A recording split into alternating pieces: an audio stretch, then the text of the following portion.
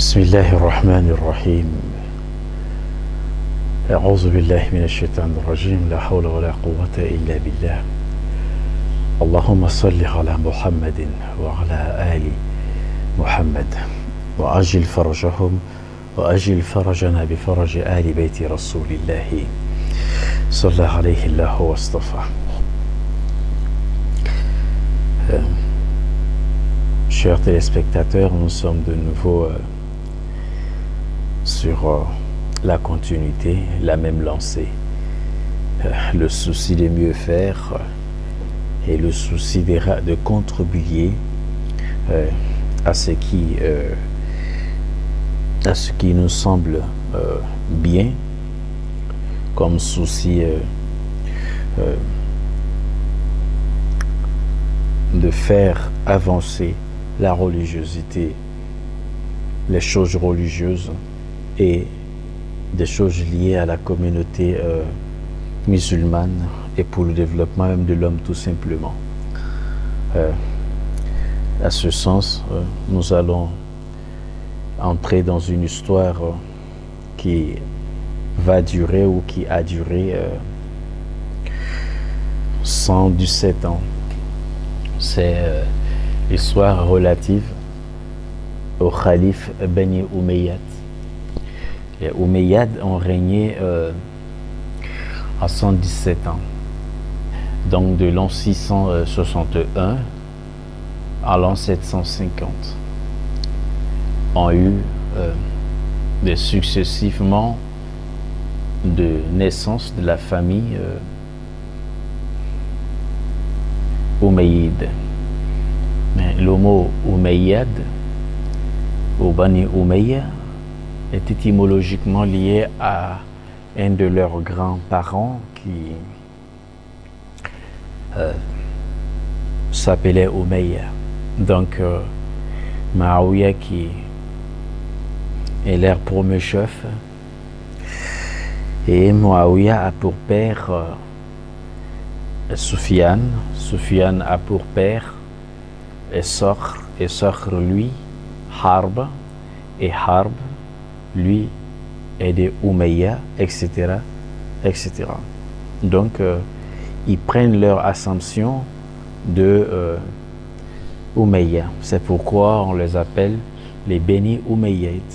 Donc, les descendants, les enfants de Umayya. Leur arrière-grand-parent, grand-père, s'appelle Umayya. Donc, d'où vient le mot Beni Umayya, ou d'autres disent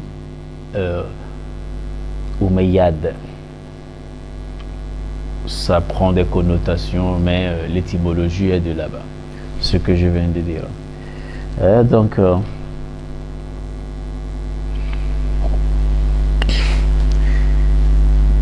on ne sait pas nettement à quelle période d'intermédiaire fut la naissance de Muawiyah, mais on sait quand même que dans les récits anciens, les traditions, on raconte que il est né de son père Sufyan, né à la Mecque, et une des tribus ou un des clans régnant en période de Mahomet sur la Mecque.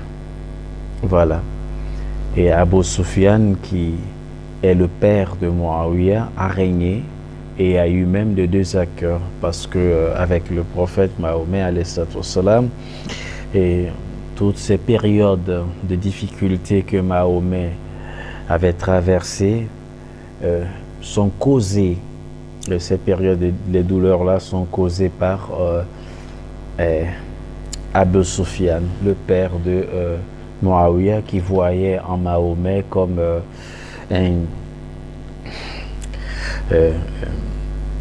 un perturbateur de système économie, système bourgeois, etc., l'organisation sociale.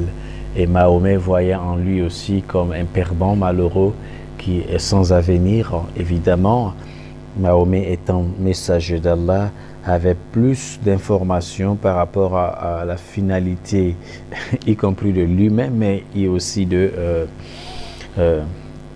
de comment la Mecque allait se terminer et sa victoire contre la Mecque allait se dessiner par la grâce de Dieu.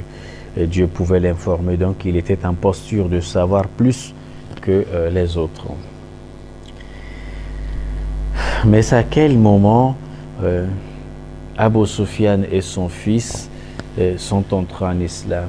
Dans beaucoup de récits, notamment dans les écrits de Imam al-Suyuti, Tariq al-Khulafa, là-bas, en fait, il mentionne clairement que Huwa wa Abuhu, lui et son père, entrant en islam le jour même, Yawm Fatih Mecca, le jour même de la prise de la Mecque. Et si c'est ça, ça veut dire que c'était parmi les derniers convertis vers la période finale de la vie même, la dernière tranche de la vie de Mahomet. Et après Hudaybiya, il y a eu des débats, des discussions avec Abu Sufyan, mais on dit qu'il est entré en islam en période de la prise de Mecque. D'accord, l'analyse que l'on pouvait mener par là, c'est que il serait très facile à comprendre pourquoi ils ont accepté d'entrer en islam. C'était plus nécessaire pour eux de continuer à débattre et à combattre Mahomet parce que Mahomet a déjà gagné. Il venait prendre la Mecque avec 60 000 combattants guerriers. Et donc, Abu Sufyan et la Mecque ne pouvaient plus tenir. Donc, c'était direct. Maintenant, Abu Sufyan et sa famille, les Bani Umayyides, malins qu'ils sont, ont eu l'idée de comprendre que est-ce que c'était pas bien d'entrer en islam dans le souci de sauvegarder leur trône, leur pouvoir, et sinon, si Mahomet a pris le pouvoir, et leur lecture déjà au regard de Mahomet n'était pas lecture bienfaisante et d'indulgent. Il voyait en Mahomet, comme je viens de dire, alors si Mahomet prit le pouvoir, Mahomet n'est plus, les musulmans en un mot vont gagner. Et si eux, ils restent à marge, n'est pas donc être musulmans, ça veut dire que quelque part, ils sortiront des perdants. Donc, ils sont entrés en islam comme ça, pas parfois parce que convaincus de la véracité, de l'enseignement, du comportement longanime de Mahomet, messager, Mahomet, prophète. Non, ils n'étaient pas convaincus de ça. Leurs attitudes encore à long terme va prouver parce que Muawiyah ne va pas tolérer Ali. Et là, c'est tellement clair. Muawiyah a développé des comportements conséquents contre Imam Ali. Nous allons y parvenir. Et qu'est-ce qui va se passer? Ils entrent en islam et puis quelques derniers moments de Mahomet, après le décès de Mahomet, mais ils avaient toujours la bonhomie de pouvoir, c'était les pouvoirs. Le père donc de Muawiyah, qui est Abu Sufyan, va aller trouver Ali quelques moments après que Abu Bakr ait été déjà nommé, ou furent nommés comme calife. Il va aller voir Imam Ali et lui dit, bon voilà, et on connaît qui est Abu Bakr, hein, il n'est pas souhaitable qu'il soit au trône, il est préférable pour nous de t'élire comme calife successeur, et d'ailleurs tu demeures légitime à nos yeux, donc nous sommes prêts à te porter de main forte pour combattre Abu Bakr. Ça, c'est le père de Muawiyah qui est en train de dire à Imam Ali, le gendre des prophètes, le cousin des prophètes, de combattre les amis des prophètes. C'est vrai, il y a eu de micmac, beaucoup de choses autour de Khalifa de Abu Bakr, mais Ali a voulu montrer sa sagesse, les leçons, les cours qu'il aurait appris auprès de son grand cousin et des prophètes donc. Et donc Ali, quand même que les choses ont tourné dans les vinaigres, Mais Ali a voulu n'est pas aussi suscité de scandale et les dits du prophète lui suffisaient. Et qu'est-ce qui se passe? Il répondit à l'autre, à Abu Sufyan, que tu es un démon. Tu es un démon, tu me pousses à combattre et à aller à l'effusion du sang dans une communauté de Mahomet. Voilà, il répondit à ceci. Et donc cette histoire-là s'est dispatchée à l'intérieur même de Médine et Abu Bakr l'a pris. Et Omar, Abu Bakr et un autre disciple se sont retrouvés pour voir comment il faut vite remédier à cette situation pour ne pas que ces gens-là, habitués au pouvoir, puissent créer des zizanies contre le pouvoir central de Médine, Abu Bakr. Donc, ils furent conseillés de sorte que un des enfants de Abu Sufyan, qui est Yazid ou Ziyad, voilà, puisse être nommé. Peut-être cela va calmer un peu les ardeurs et les macres, les mauvaises habitudes politiques, les animaux politiques de Abu Sufyan et les Omeyyades. Évidemment, dès que cette stratégie fut appliquée, voilà, tout de suite, Abu Sufyan s'est tu parce qu'il gagnait aussi, et puis l'honneur qu'il avait, son fils fut nommé ministre dans des contrées lointaines, et l'argent, l'honneur, voilà, est revenu presque revenir à la maison. Ça se trouve que son premier fils nommé par Abu Bakr, Marouya aussi, sera nommé par Omar en Syrie, à Damas. Il va rester là-bas pendant 2 années. Abu Bakr va terminer ces 2 ans et quelques périodes-là. Abu Bakr, en mourant, désigne Omar. Et Omar, deuxième calife, va toute sa période laisser l'autre Muawiyah là-bas. Et il a compris que si Muawiyah est proche de lui, ça pouvait créer des zizanies dans la gestion de choses, parce que Omar, naturellement, n'est pas né dans une famille qui avait le pouvoir à Médine, à la Mecque. Et qu'est-ce qui va se passer? Donc, pour ne pas confisquer, créer des problèmes, il a éloigné. Et tous sont demeurés à éloigner ces gens-là. Ousmane, quand même qu'il a un lien proche avec les Omeyyades, et puis lui-même aussi, il va aussi reconduire Muawiyah là-bas. Donc Muawiyah aura bénéficié de 20 longues années de règne, de pouvoir, de sucre en Syrie.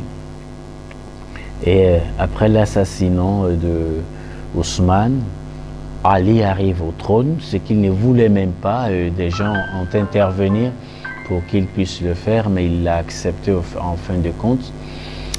Et durant 5 ans de règne d'Imam Ali, va susciter beaucoup d'opposition, on avait déjà dit, mais il est bien que les gens comprennent les racines de problèmes. Voilà. Aïcha, l'épouse, 3e épouse du prophète, va entrer en dissidence contre Ali pour tenter de trouver le pouvoir pour son neveu, fils de sa grande sœur, qui est Asma bint Abi Bakr, dont la mère d'Asma s'appelle Qutayla. Et Aïcha, à notre connaissance, n'ayant pas disposé d'enfants, donc veut le trône, donc pour son neveu. Et pour cela, pour son neveu, elle va entrer en contact, en front physique contre Ali. Et c'est ce que l'on appelle en termes historiques Mawqiyat al-Jamal, ou aussi Mawqiyat al-Saffayn, les batailles de rang, et aussi bataille de chameaux. Et ensuite, dans le rang même de Imam Ali, il y a eu encore des frustrés, ce qu'on appelle les Khawarij, qui ne voyaient pas en Ali, qui a accusé Ali d'être trop sage, de vouloir négocier avec Muawiyah. Et Muawiyah aussi étant en Syrie, qui entrait en contact, en front contre Imam Ali et demandant tout de suite le sang donc, de Ousmane vu leur lien parental. Voilà donc, après le prophète, 30 ans nettement, on va rentrer dans des politiques difficiles. Je dis 30 ans, mais la politique a commencé dès le premier jour même de la mort du prophète, mais on en a beaucoup parlé de cela et voilà. Mais entre parenthèses, dans des livres qui parlent de hadith, il aurait dit quelque part, dont Imam Hanbal même le dit et Hanifa aussi a abordé, quand on lui avait posé la question, est-ce qu'on pouvait appeler les Muawiyah comme khalif? Il a clairement mentionné ou faire savoir que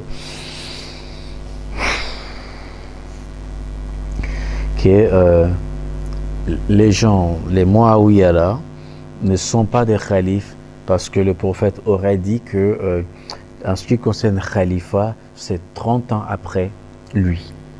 Et donc, si c'est 30 ans, donc les années de Ousmane qui a bénéficié un peu du temps par rapport aux autres, et les 10 ans de Ali, pardon, de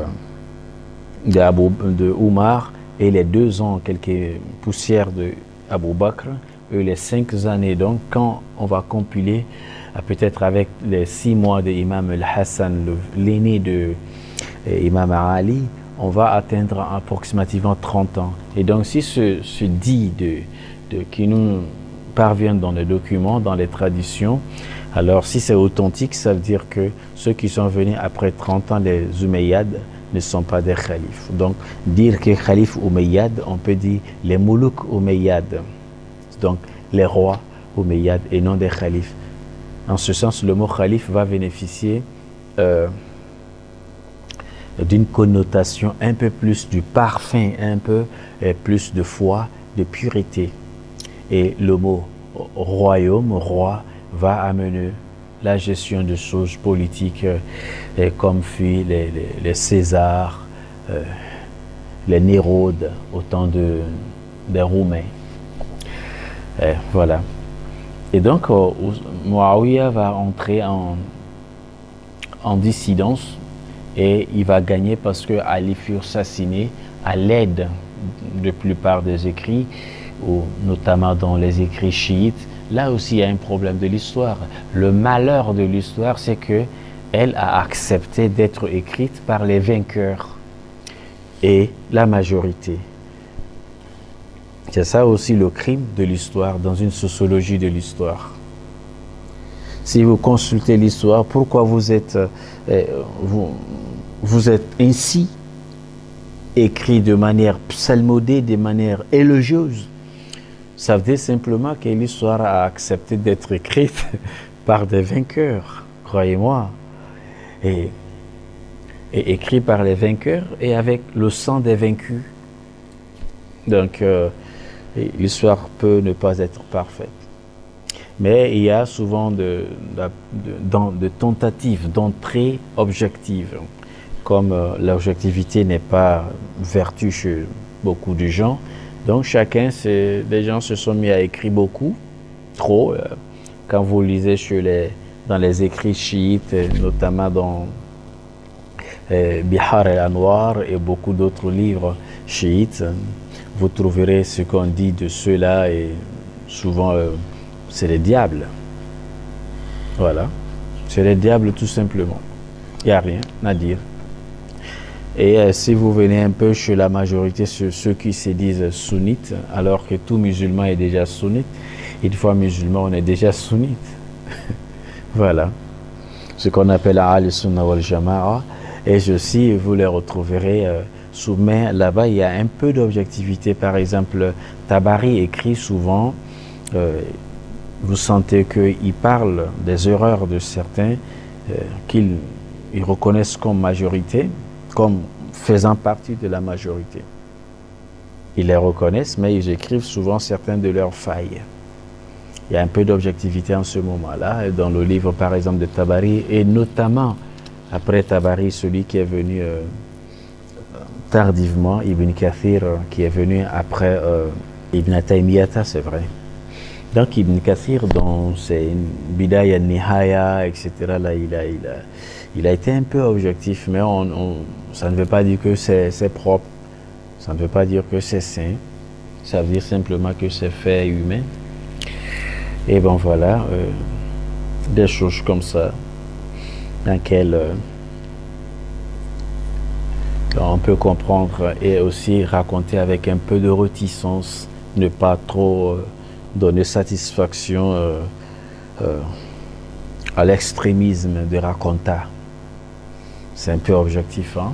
Il faut être sage, même si la sagesse est un fardeau. Voilà quelque chose comme ça et qu'on essaye de dire.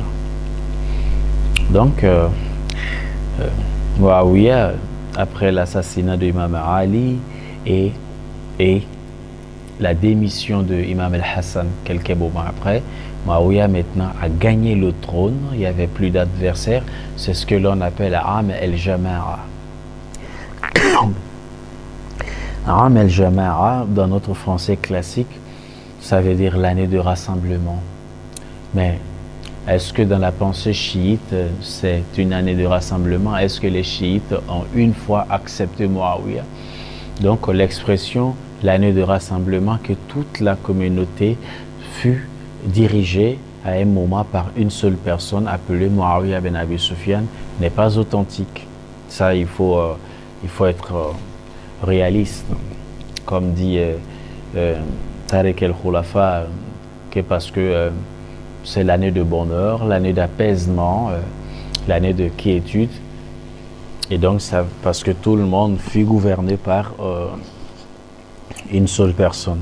Mais en réalité, la Oumma n'a jamais été gouvernée par une seule personne. Il y a des gens qui n'ont pas accepté de prêter serment d'allégeance même à Oumar, mais qui étaient dominés, eux, qui régnaient, qui étaient dans la société comme ça.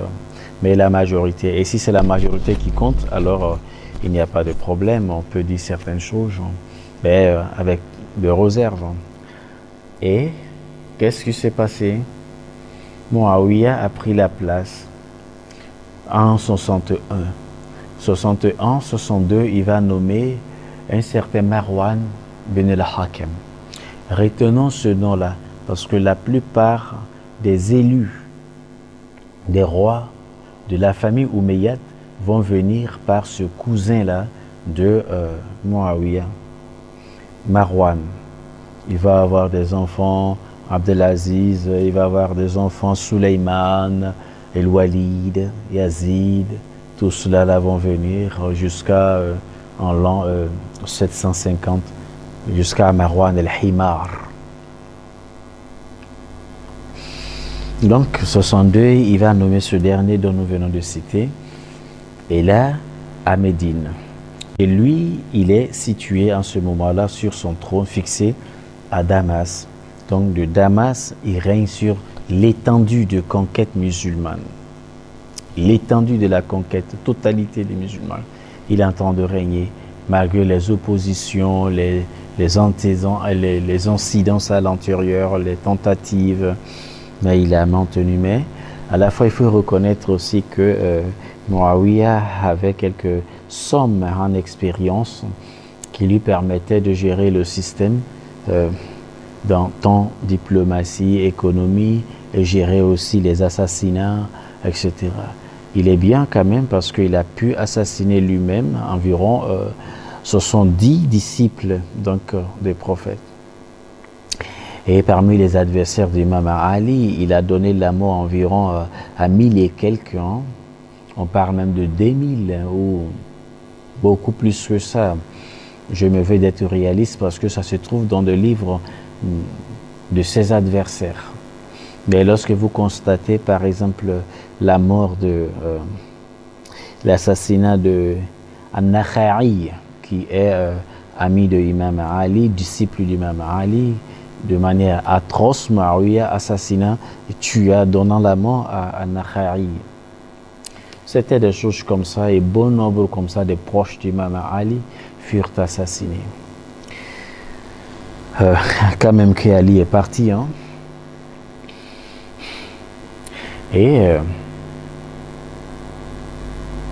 dans le livre de Tirmizi, il y a quelque chose qui attire l'attention des gens.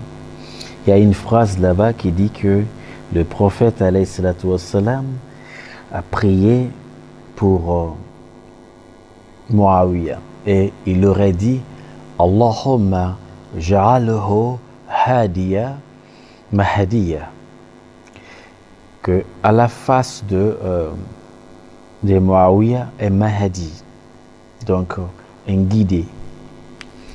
Mais alors que dans les mêmes livres que nous appelons At-Turas, donc les livres, les grands livres sur lesquels nous nous basions en général, même qui nous servent souvent à quitter même le Coran, malheureusement, que là-bas aussi le prophète avait prédit qu'un groupe, disons, terroriste, puisqu'il a parlé de Bariya, Fi'atun Bariyatun, un groupe dissident, vont s'acharner contre, ou va s'acharner contre Ammar ben Yasser. Et dans cet hadith-là qui se trouve dans la plupart de ce document Bukhari et autres, alors il dit Ammar pourtant est sur la vérité et invitait les gens vers le paradis, et ces gens-là de la gauche, les adversaires, ces terroristes-là, ces mauvaises foi-là, Bariya, ces perturbateurs-là, vont tenter de le tuer afin de l'amener à l'enfer. L'hadith dit Yad'uhum ila al-jannah wa yad'unahu ila an-nar. Bon, analysons un peu sur un angle intellect pour ceux qui ont des grises pour cogiter. C'est le prophète, hein, selon Tirmizi, qui est prié pour quelqu'un qui s'appelle Sufyan, Muawiyah ibn Abi Sufyan. Mais tous les gens dont l'histoire nous a enseigné, auxquels le prophète a parlé, a prié, on les a vus devenus des gens qualifiés comme pieux, comme proches de sainteté. Mais voici que lui, Muawiyah, on dit que le prophète a prié pour lui, mais il a pu, malgré la prière, l'invocation de Dieu à son égard, il a pu quand même assassiner au moins 70 personnes, des amis même du prophète. Et il a pu amener des gens qu'on dit à leur sujet qu'ils ont eu le paradis à leur vivant, que ces gens-là, le paradis leur a été donné avant même leur mort. Leur a été promis que s'ils mouraient, ils entraient en paradis. Ces gens-là, d'autres se sont trouvés avec Muawiyah dans ce groupe qualifié par le prophète comme d'injuste et qui terminera à l'enfer selon les dits qu'eux-mêmes ont écrits, et pour combattre Ammar, et ils ont tué Ammar. Maintenant, comment se fait-il que, si c'est vrai que le messager d'Allah avait été prié pour quelqu'un, et ce dernier se trouve dans un comportement dénoncé par le messager d'Allah lui-même? Ça devrait nous amener à réfléchir. Mais malheureusement, nous croirons aux hommes qu'à notre propre conscience. Nous ne réfléchissons pas. Nous voulons qu'on réfléchisse à notre place. Voilà ce qui est là.